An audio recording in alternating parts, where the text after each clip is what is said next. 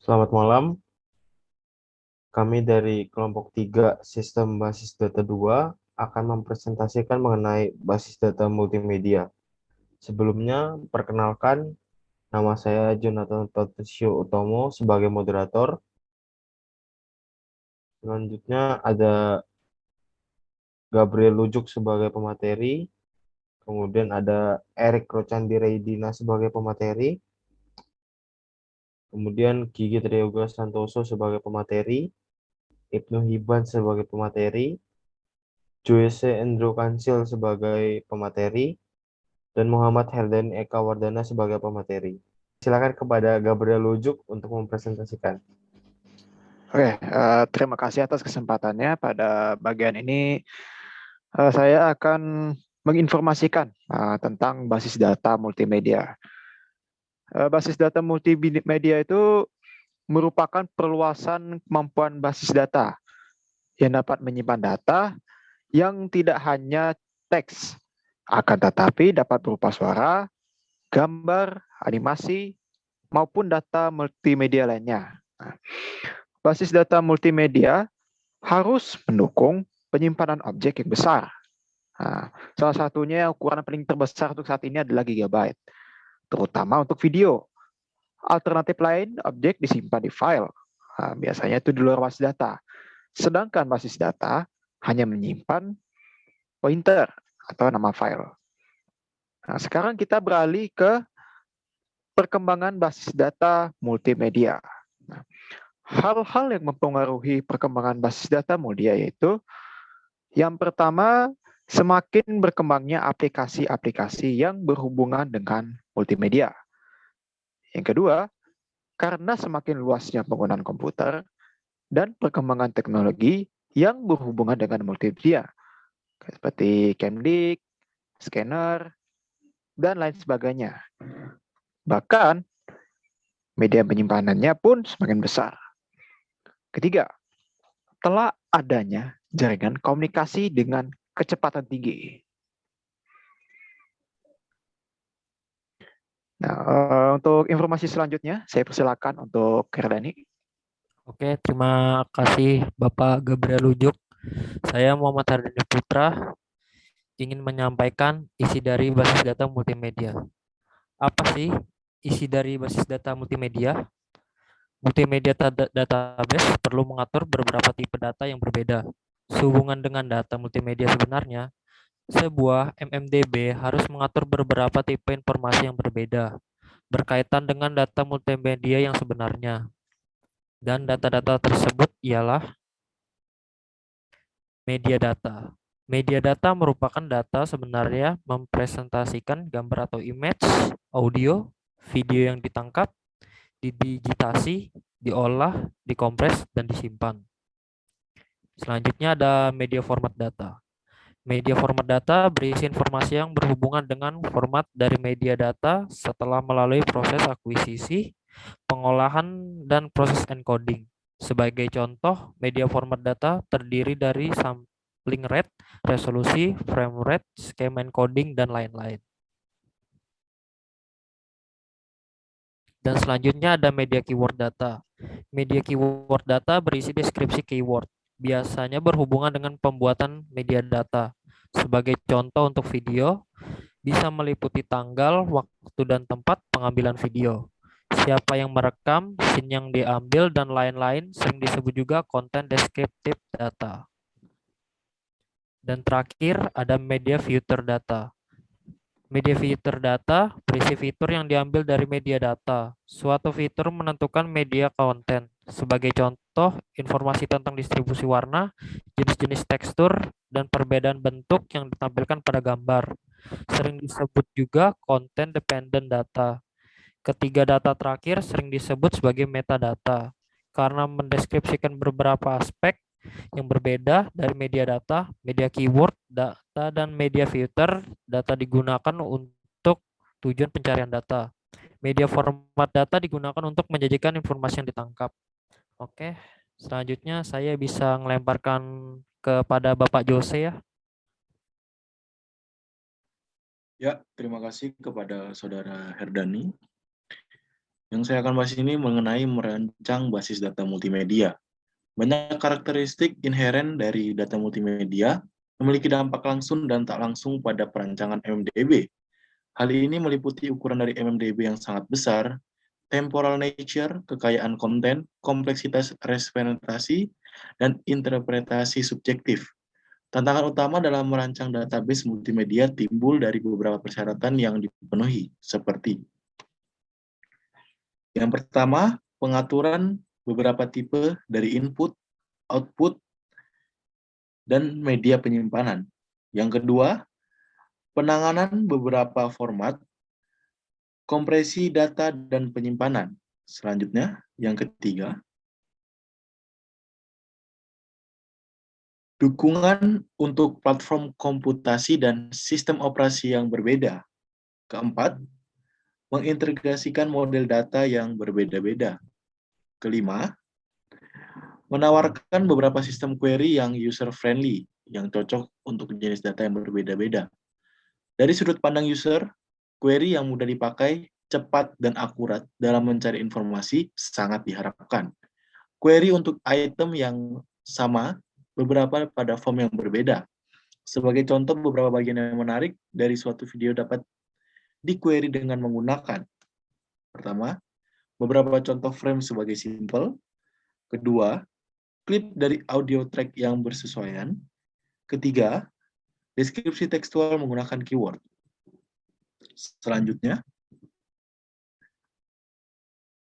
mengenai beberapa jenis indexing, sifat data multimedia yang subjektif dan tidak tepat menyebabkan indexing, berbasis keyword dan pencarian berbasis range, pada database tradisional tidak efektif. Sebagai contoh, pencarian record dari orang-orang berdasarkan pada nomor keamanan sosial bisa didefinisikan dengan tepat. Tetapi pencarian berdasarkan fitur wajah tertentu dan sejumlah citra wajah dalam database memerlukan query berbasis konten dan pencarian berbasis similaritas. Yang ketujuh, mengembangkan pengukuran kesamaan data yang berkorespondensi dengan kesamaan perseptual.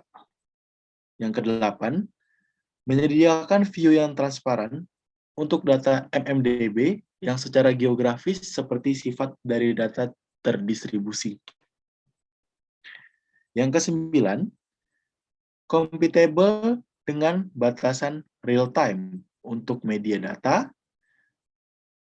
Video dan audio bersifat integral secara temporal. Sebagai contoh, frame video dipresentasikan pada frame rate sebesar 30 frame per second bagi mata manusia untuk kontinuitas pada video. Ke-10, sinkronisasi tipe media yang berbeda-beda ketika dipresentasikan kepada user.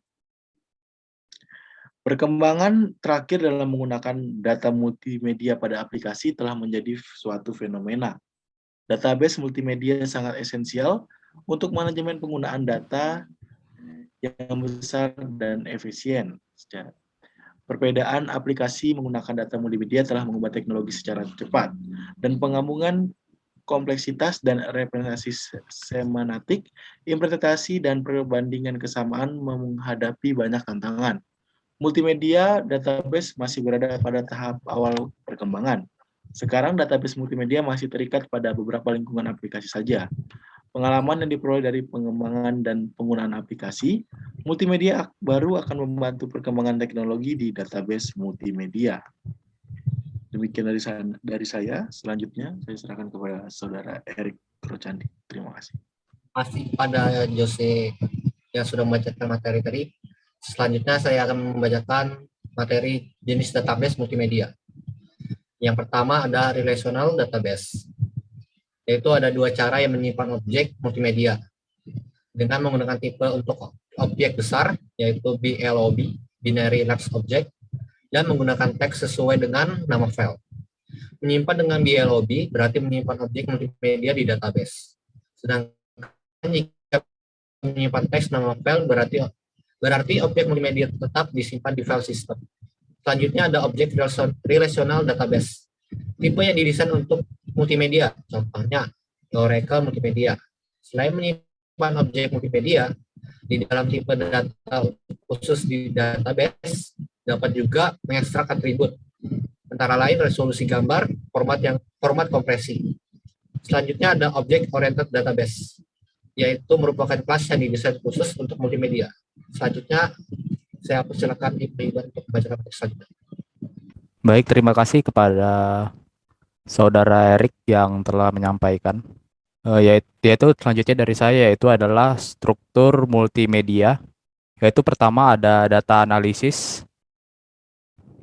Multimedia data disimpan ke dalam database sebagai raw, registering, dan deskriptif data tipe. Raw data umumnya direpresentasikan dengan pixel dalam bentuk byte dan bit. Contoh dalam image dapat direpresentasikan pixel, dan untuk mendapatkan image ini perlu diketahui ukuran dari image. Lalu kedua ada data modeling. Data model yang dikhususkan dalam konseptual desain dari multimedia database untuk mengeksekut operasi khusus seperti media object selection, insertion, querying, dan retrieval.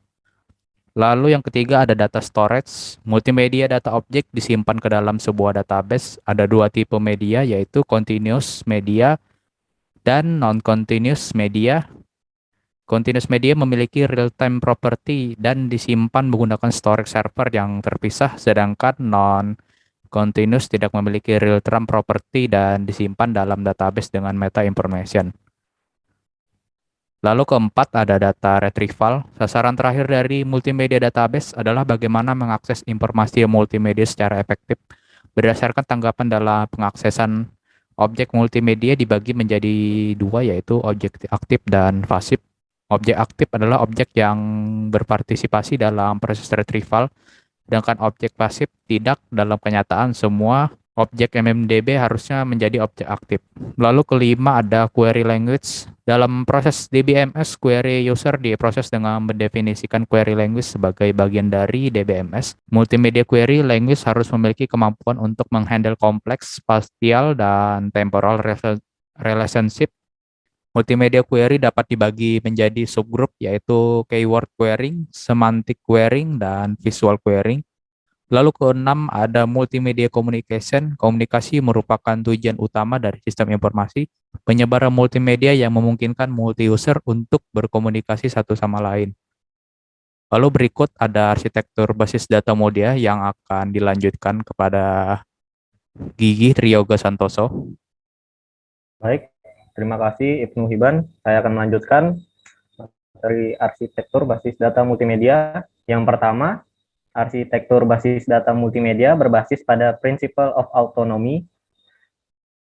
Setiap tipe media dikelola dengan cara khusus sesuai dengan tipe media.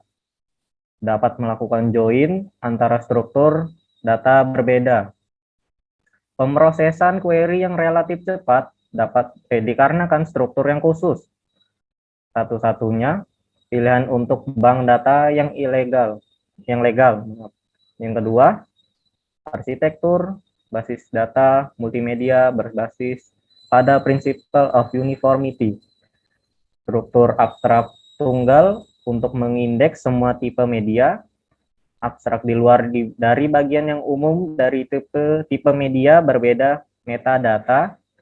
Struktur hanya satu, implementasi mudah. Anotasi untuk tipe media berbeda.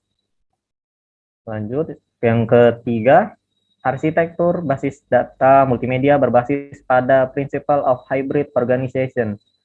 Setiap tipe media dikelola dengan cara khusus sesuai dengan tipe media, dapat melakukan join antara struktur data berbeda. Pemrosesan query yang relatif cepat dikarenakan struktur yang khusus. Satu-satunya pilihan untuk bank data yang legal. Berikutnya, keuntungan menggunakan basis data multimedia.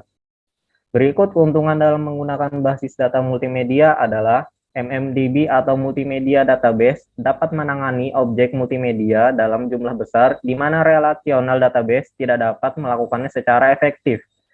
Lebih lengkap karena dilengkapi dengan data bukan hanya teks tetapi gambar, video, audio, dan lain-lain. MMDB membantu kita dalam mengembangkan aplikasi multimedia, misal teknik teaching, medical science, dan libraries. melindungi gambar atau foto, peta ataupun film untuk keperluan histori atau bukti ataupun kepentingan negara. MMDB sangat membantu dalam pengembangan aplikasi multimedia, membantu pembuatan virtual museum. Ya, itu saja yang saya jelaskan. Saya berikan lagi kepada mohon maaf, Jonathan. Terima kasih kepada Saudara Gigi Triyoga Santoso. Selanjutnya adalah kesimpulan dari kami mengenai sistem basis data multimedia. Kemajuan teknologi digital telah memungkinkan bagi para penggunanya untuk menyimpan dokumen-dokumen penting bagi perusahaan maupun organisasi ke dalam sebuah database penyimpanan data-data media yang dapat menangani objek multimedia dalam jumlah data yang sangat besar. Perluasan kemampuan database yang dapat menyimpan data tidak hanya teks akan tetapi dapat berupa suara, gambar, animasi, maupun data multimedia lainnya. Perkembangan terakhir dalam menggunakan data multimedia pada aplikasi telah menjadi suatu fenomena. Database multimedia sangat esensial untuk manajemen penggunaan data yang besar secara efektif dan efisien. Perbedaan aplikasi menggunakan data multimedia telah mengubah teknologi secara cepat dan penggabungan kompleksitas pada representasi sematik, interpretasi, dan perbandingan kesamaan menghadapi banyak tantangan. Multimedia database masih berada pada tahap perkembangan. Pengalaman yang diperoleh dari pengembangan dan penggunaan aplikasi multimedia baru akan membantu untuk perkembangan teknologi database multimedia ke depannya, terutama biasanya penggunaannya untuk dalam pengembangan aplikasi multimedia. Dan terakhir adalah saran dari kelompok kami. Sebagai mahasiswa yang akan selalu menggunakan teknologi informasi dan semakin majunya zaman membuat mahasiswa membutuhkan berbagai kemudahan dalam menyelesaikan berbagai tugas dan pekerjaannya. Sistem multimedia dan basis data dalam perkembangannya juga semakin meningkat dan maju. Sehingga dalam hal ini mahasiswa harus mampu memahami seperti apa peran basis data dalam data multimedia, serta memiliki pemahaman mendasar mengenai cara kerja sistem pencarian informasi dalam multimedia, dan mampu mengaplikasikan kemampuannya dalam mencari data dan informasi mengenai sistem multimedia dan basis data. Semoga makalah sistem multimedia dan basis data ini memberikan manfaat kepada para pembaca, terutama bagi sesama mahasiswa. Demikian presentasi dari kelompok kami. Apabila ada kesalahan kata, kami mohon maaf, dan atas perhatiannya kami ucapkan terima kasih.